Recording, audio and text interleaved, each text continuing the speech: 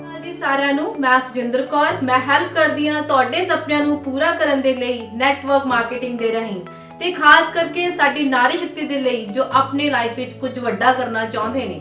ਅੱਜ ਦਾ ਸਾਡਾ ਟੌਪਿਕ ਹੈ ਆਬਜੈਕਸ਼ਨ ਹੈਂਡਲਿੰਗ।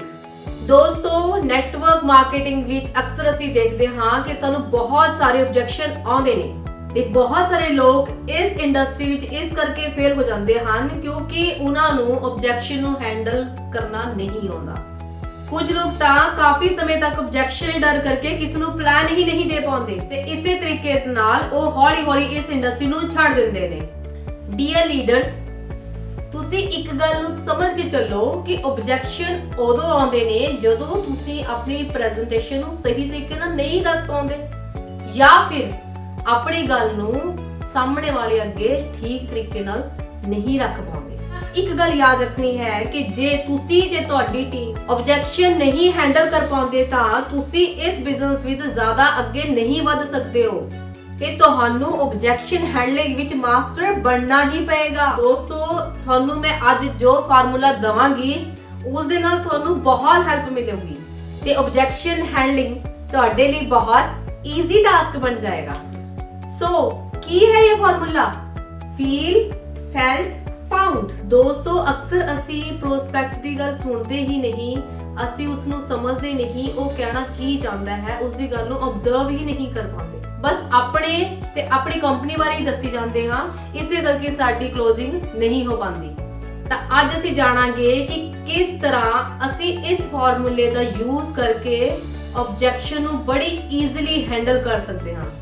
ਦੇਖੋ ਇਹ ਬਿਜ਼ਨਸ ਬਹੁਤ ਸਿੰਪਲ ਹੈ ਤੇ ਮਾਰਕੀਟ ਵਿੱਚ ਕੁਝ ਹੀ ਆਬਜੈਕਸ਼ਨ ਆਉਂਦੇ ਹਨ ਤੇ ਜੇਕਰ ਤੁਸੀਂ ਇਹਨਾਂ ਆਬਜੈਕਸ਼ਨ ਨੂੰ ਹੈਂਡਲ ਕਰਨਾ ਸਿੱਖ ਲਿਆ ਤੇ ਤੁਹਾਡੇ ਲਈ ਬਿਜ਼ਨਸ ਬਹੁਤ ਈਜ਼ੀ ਹੋ ਜਾਏਗਾ। ਤੇ ਆਓ ਗੱਲ ਕਰਦੇ ਹਾਂ ਕੁਝ ਆਬਜੈਕਸ਼ਨ ਦੀ ਤੇ ਦੇਖਦੇ ਹਾਂ ਕਿ ਉੱਥੇ ਇਹ ਫਾਰਮੂਲਾ ਅਸੀਂ ਕਿਵੇਂ ਯੂਜ਼ ਕਰ ਸਕਦੇ ਹਾਂ। ਆਬਜੈਕਸ਼ਨ ਨੰਬਰ 1, ਸੋਚ ਕੇ ਦੱਸਾਂਗਾ ਜਾਂ ਘਰ ਵਾਲਿਆਂ ਨਾਲ ਸਲਾਹ ਕਰਕੇ ਦੱਸਾਂਗਾ।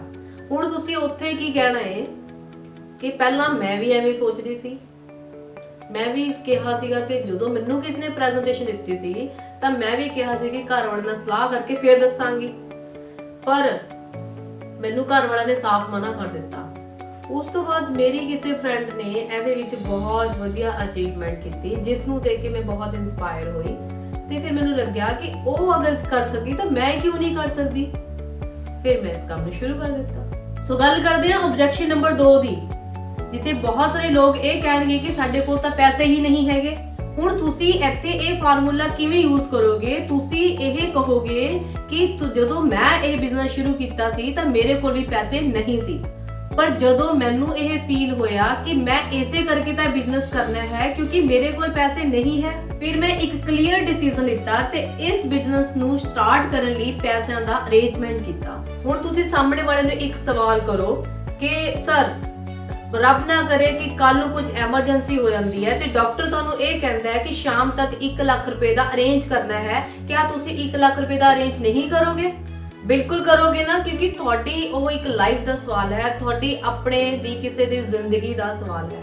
ਤਾਂ ਇਹ ਬਿਜ਼ਨਸ ਵੀ ਤਾਂ ਤੁਹਾਡੀ ਲਾਈਫ ਦਾ ਹੀ ਸਵਾਲ ਹੈ। ਸਰ ਪੈਸੇ ਕਿਸੇ ਕੋਲ ਵੀ ਨਹੀਂ ਹੁੰਦੇ, ਪੈਸੇ ਤਾਂ ਅਰੇਂਜ ਕਰਨੇ ਹੁੰਦੇ ਆ। ਹੁਣ ਗੱਲ ਕਰਦੇ ਹਾਂ ਆਬਜੈਕਸ਼ਨ ਨੰਬਰ 3, ਮੇਰੇ ਜ਼ਿਆਦਾ ਲਿੰਕਸ ਨਹੀਂ ਹੈਗੇ, ਮੈਂ ਕਿਸ ਨੂੰ ਜੁਆਇਨ ਕਰਾਵਾਂਗਾ?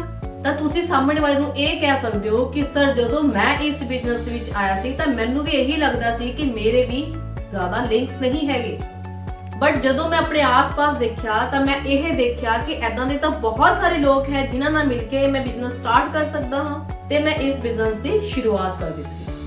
ਹੁਣ ਤੁਸੀਂ ਸਾਹਮਣੇ ਵਾਲੇ ਨੂੰ ਇਹ ਸਵਾਲ ਕਰ ਸਕਦੇ ਹੋ ਕਿ ਸਰ ਜੇ ਮੈਂ ਇੱਕ ਨਾਮ ਲਿਖਣ ਦੇ ਤੁਹਾਨੂੰ 500 ਰੁਪਏ ਦਵਾਂ ਤਾਂ ਤੁਸੀਂ ਕਿੰਨੇ ਨਾਮ 1 ਘੰਟੇ ਵਿੱਚ ਲਿਖ ਸਕਦੇ ਹੋ?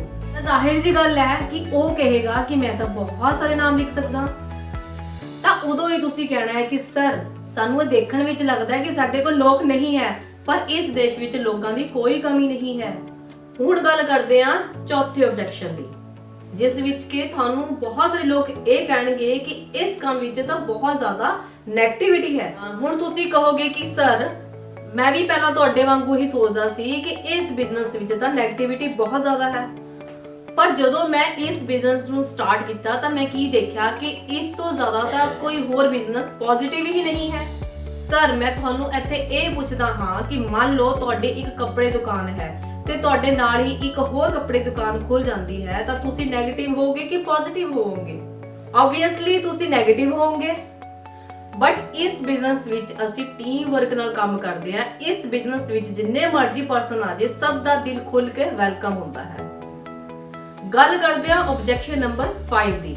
ਜੇ ਕੰਪਨੀ ਭੱਜ ਗਈ ਤਾਂ ਬਹੁਤ ਸਾਰੇ ਲੋਕ ਤੁਹਾਨੂੰ ਐਦਾਂ ਦੇ ਮਿਲਣਗੇ ਜੋ ਇਹ ਕਹਿਣਗੇ ਕਿ ਐਦਾਂ ਦੀ ਕੰਪਨੀਆਂ ਤਾਂ ਭੱਜ ਜਾਂਦੀਆਂ ਨੇ। ਤੁਸੀਂ ਇੱਥੇ ਇਹ ਕਹਿਣਾ ਹੈ ਕਿ ਸਰ ਮੈਂ ਵੀ ਪਹਿਲਾਂ ਤੁਹਾਡੀ ਤਰ੍ਹਾਂ ਹੀ ਸੋਚਦਾ ਸੀ, ਪਰ ਜਦੋਂ ਮੈਨੂੰ ਪਤਾ ਲੱਗਿਆ ਕਿ ਬਹੁਤ ਸਾਰੀ ਕੰਪਨੀਆਂ ਫਰਾਡ ਹੁੰਦੀਆਂ ਹਨ ਜੋ ਨੈਟਵਰਕ ਮਾਰਕੀਟਿੰਗ ਦੇ ਚੋਲਾ ਪਾ ਕੇ ਮਾਰਕੀਟ ਵਿੱਚ ਸਕੀਮਾਂ ਚਲਾਉਂਦੀਆਂ ਨੇ, ਫਿਰ ਮੈਨੂੰ ਪਤਾ ਲੱਗਿਆ ਕਿ ਸਾਨੂੰ ਸਿਰਫ ਪ੍ਰੋਡਕਟ ਬੇਸ ਕੰਪਨੀ ਹੀ ਕਰਨੀ ਚਾਹੀਦੀ ਹੈ ਜਿਸ ਵਿੱਚ ਸਾਨੂੰ ਵੈਲਿਊ ਫॉर ਮਨੀ ਪ੍ਰੋਡਕਟ ਮਿਲਦਾ ਹੈ, ਤੇ ਪ੍ਰੋਡਕਟ ਬੇਸ ਕੰਪਨੀ ਕਦੇ ਵੀ ਨਹੀਂ ਭੱਜਦੀ।